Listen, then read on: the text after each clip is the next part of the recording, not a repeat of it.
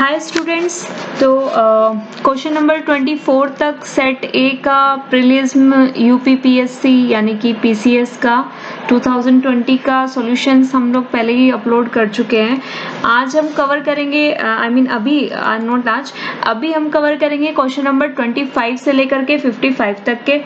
तो 25th question से चलिए हम शुरू करते हैं और इसमें हम आंसर की देखते हैं कि क्या क्या इनके आंसर होंगे।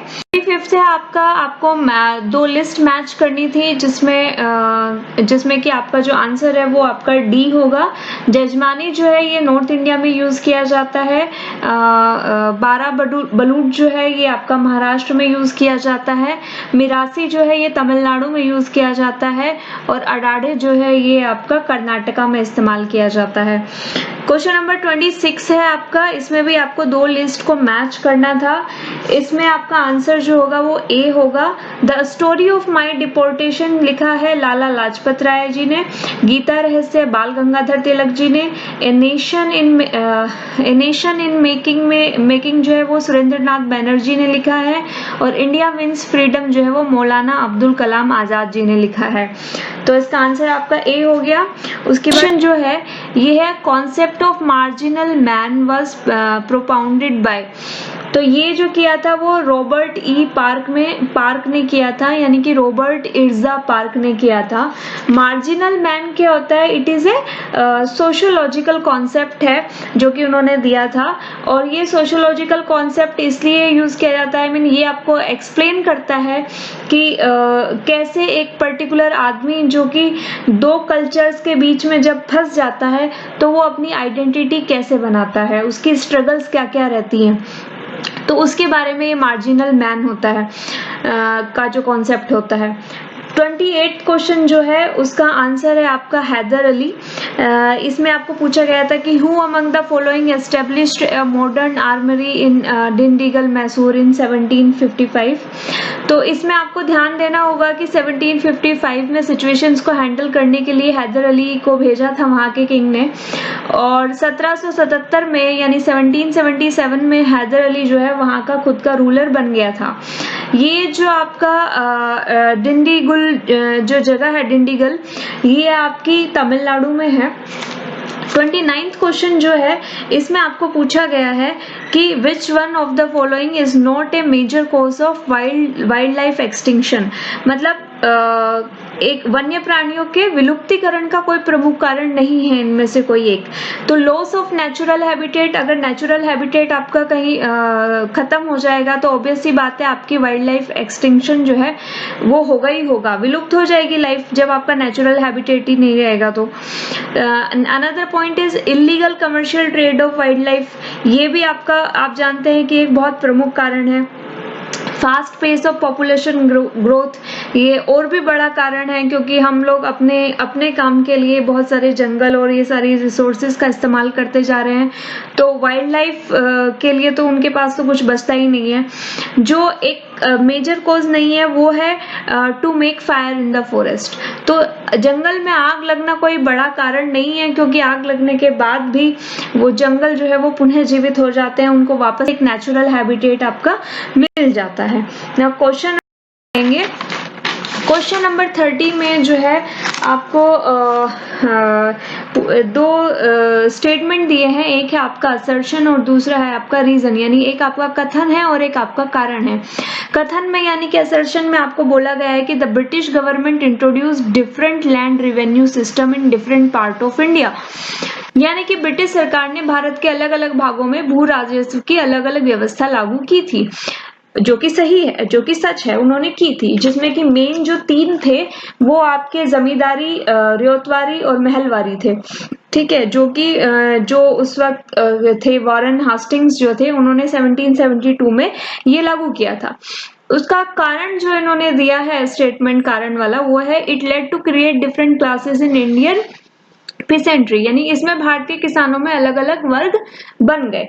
पर अब ये है कि जो ऊपर इन्होंने आपका कथन दिया है, क्या उसका कारण नीचे वाला है या दोनों सही है या दोनों अलग अलग सही है, तो इसमें हम ये बताएंगे कि इन्होंने जो लैंड रेवेन्यू सिस्टम बनाया था ब्रिटिशर्स ने, ये इनका मेन सोर्स ऑफ इनकम था। बाकी की डिटेल्स मैंने आपको दे ही दी है। तो इसमें बताना चाहूंगी कि इसका असर्शन और रीजन दोनों के दोनों सही है, लेकिन जो रीजन है वो उस पर्टिकुलर कथन के लिए यानी असर्शन के लिए वो पे नहीं है। तो इसका जो आंसर होगा वो आपका होगा बी, यानी कि both A and R are true but R is not the correct explanation of A. Now the 31st question है कि अगस्त 2020 में रेलवे म्यूजियम इनोग्रेट हुआ था एक, it was dedicated to the nation. ठीक है, तो ये कहाँ पे हुआ था? तो इसको मैं आपको बताना चाहूंगी कि ये हुबली में हुआ था, जो कि आपका नॉर्थ कर्नाटका में है, जो कि नॉर्थ कर्नाटका का पहला रेलवे म्यूजियम है। ठीक है, इसी अगस्त 2020 में हुआ था। और अगर आप देखेंगे कि साउथ वेस्टर्न रेलवे में ये दूसरा म्यूजियम है, क्योंकि इससे पहला म्यूजियम मैसूर में है। मैसूर का म्यूजियम भी काफी फेमस है। नंबर 30 वो उसमें आपको जो है क्रोनोलॉजिकल ऑर्डर में इनको देना था, जो इन्होंने टेक्स्ट नीचे दी हुई है। तो इसमें आपको दिया है फतवा-ए जहानदारी, पृथ्वीराज रासो, किताबुल हिंद एंड तबक़ात-ए नासिरी। तो इसमें जो ये फतवा-ए जहानदारी है ये आपको पॉलिटिकल आइडियाज बताता है, जो कि या वो पॉलिटिकल आइडियाज जो कि बहुत सारे मुस्लिम रूलर्स ने फॉलो किए थे, ये आपको फतवा-ए जहानदारी में बताया गया है। पृथ्वीराज रासो आप सभी जानते हैं कि ब्रज भाषा में पोयम लिखी गई है पृथ्वीराज जी की जिंदगी पर। किताब अल हिंद जो है ये आपके रिलीजन और फिलोसफी पे बेस्ड है। और जो आपकी तबाक़त-ए नसीरी है इसमें हिस्ट्री ऑफ इस्लामिक वर्ल्ड बताया गया है पर्शियन लैंग्वेज में। ठीक है, तो इसका जो आंसर होगा वो होगा आपका ए। इसको अगर आप देखेंगे इसका आंसर होगा ए। 2 3 4 1 अगर आप इसको अरेंज करेंगे। 33 जो है which among the following became the first Arab nation to launch the Mars mission in July 2020। तो वो था यूनाइटेड अरब अमीरात, जिन्होंने 20 जुलाई 2020 को जो है अपना पहला मार्स मिशन जो है वो लॉन्च किया। नेक्स्ट क्वेश्चन है आपका 34th क्वेश्चन में आपको पूछा गया है कि who was the ruler of Golconda when Aurangzeb seize the fort of Golconda in 1687। तो इसका आंसर है आपका अबुल हसन कुतुब शाह।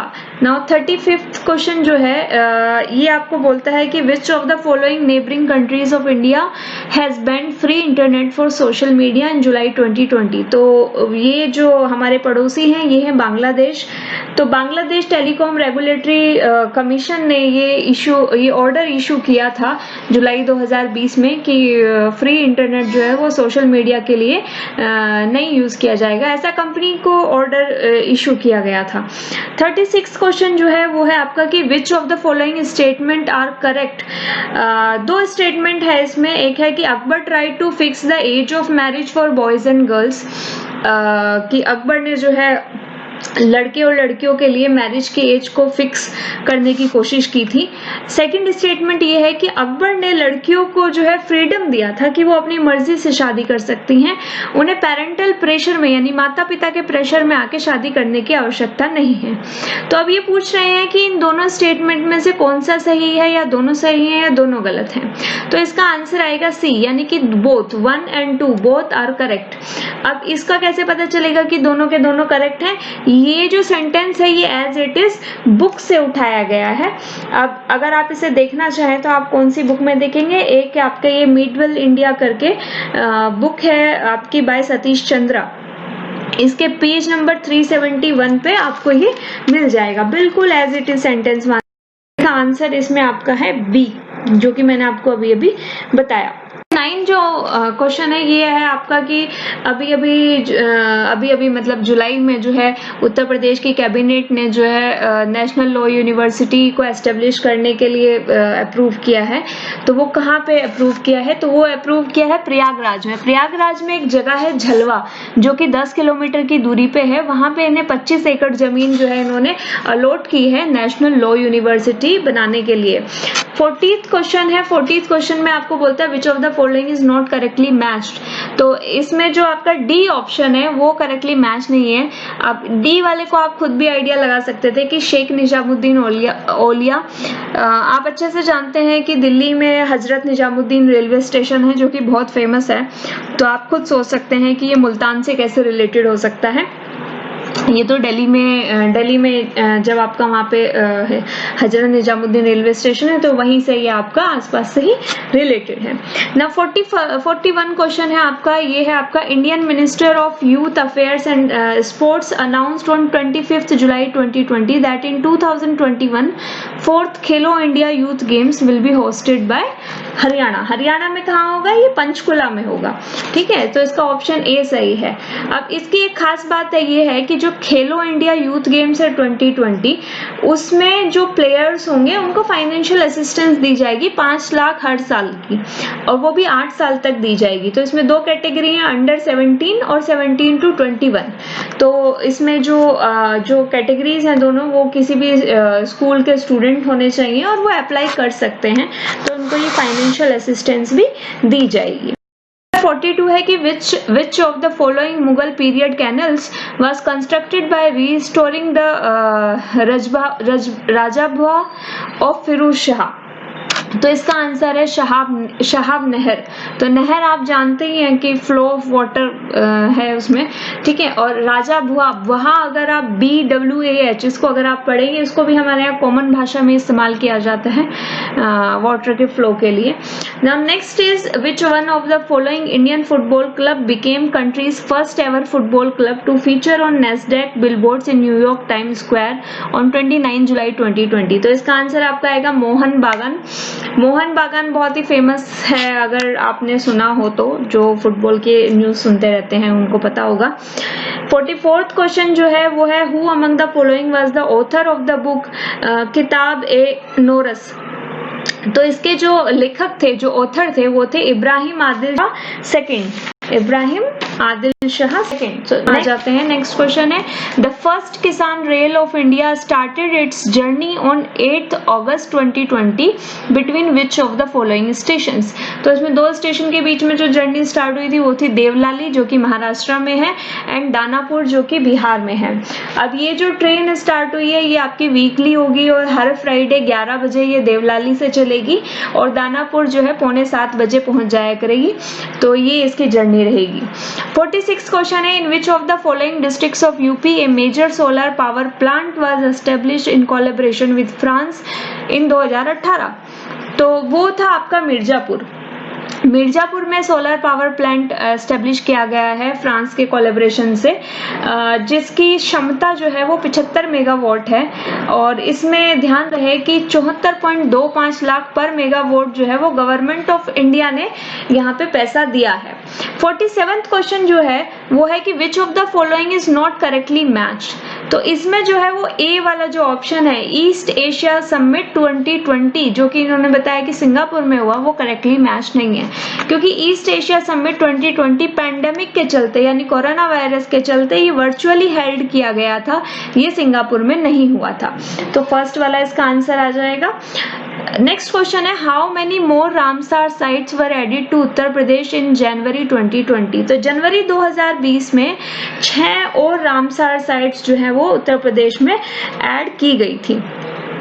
क्वेश्चन जो है वो है in which of the following states of India the first ever e Lok Adalat was started during the कोविड-19 पीरियड। तो वो जो स्टेट थी वो थी छत्तीसगढ़। छत्तीसगढ़ में पहली ई लोकसभा यानी इलेक्ट्रॉनिक लोकसभा जो है वो स्टार्ट की गई थी। Now which of the following tribes is not the native to the Andaman and Nicobar island of India. तो इसमें जो आंसर है वो है आपका रेंगमा। नेक्स्ट क्वेश्चन आपका है with reference to the detailed report of tiger census 2018 released by Government of India in July 2020, which of the following statement is or are correct? India has 70% of total global tigers population. Then second is nearly 30% of India's tigers live outside tiger reserve. तो इसमें जो answer है वो केवल आपका जो statement है वो केवल आपका फर्स्ट वाला ही करेक्ट है। That means India has 70% of total global tigers population.